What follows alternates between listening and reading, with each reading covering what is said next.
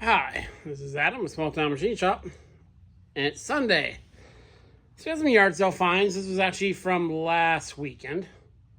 I was too busy to go this weekend. I've just been absolutely slammed this year. It's been crazy. We did make it out. Paid a little too much for this stuff because it's old vintage tools. There's a guy about 4 blocks from where I live. He sells a lot of like blacksmith stuff, like forges and anvils and stuff like that. He has a huge collection of vintage tools, and every once in a while I'll go there and pick out a few things. So that's what I did. So this lot was like $70. And again, a lot of these vintage tools, they're not real practical anymore, but I collect them and I think they're cool, and some of them do have uses. So let's go through what we picked up here. First of all, a little vintage alligator wrench. Some people call them crocodile wrenches. Starting to get a few of these. They're very, I live on the west side of the country. These are very rare. They don't show up very often. So there's that guy. Still got good teeth on it. So that was cool. It's old. It's actually brass.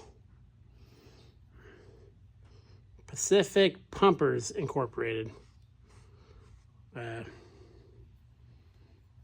a very specific hose or something, probably. Kind of a spanner wrench there. Thought that was neat.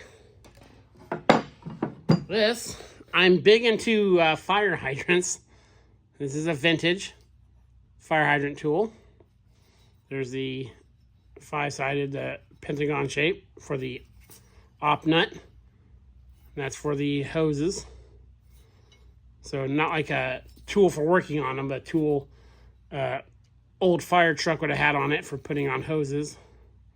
It's very cool. I'll probably clean that up and paint it. And here's the 3 really cool things. This guy puts labels on everything here. This is it's upside down.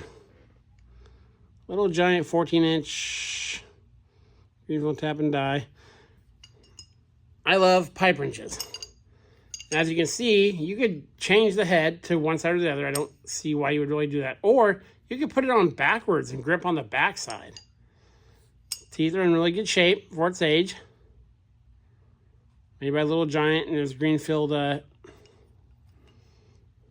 tap and die. Very nice shape. So I thought that was super cool, and that had to go home with me. And I did shorts on a few of these videos. Here's a really cool vintage multi-tool. So you got a hammer right there, and it's seen some use. You got some pliers. This had a from what I understand, there was a punch in there. You can see the hole. And there's another grabber there. Also a nutcracker, I guess, if you want to use it for that. The very cool part, there's a little pry bar, nail puller there. The back end of this, there's a hand vise. And if you loosen this, there's a bit in here. You retighten it, and you have a flathead screwdriver. So very cool. I thought that was a very unique tool. And you can't really read the name on it anymore. Be a handy thing to keep in the old pocket. Then, this big old guy. I have a lot of these wrenches. This is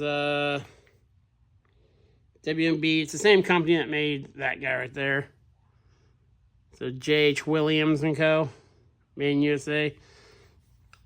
This is probably overall length 24 inches. Very heavy. It's got the metal handle on it, which I didn't have a lot of mine. Turns very smooth. Thing to watch out for these when you're collecting them. Obviously, people use the back of these as hammers all the time. Like, all the time. So not only will they mushroom, and people also put a lot of pressure on these, and it's not uncommon for this head part to be kicked back ever so slightly, and this one is, but still closes. And these kind of tools, yeah, you can still use them. They're not practical for a lot of things.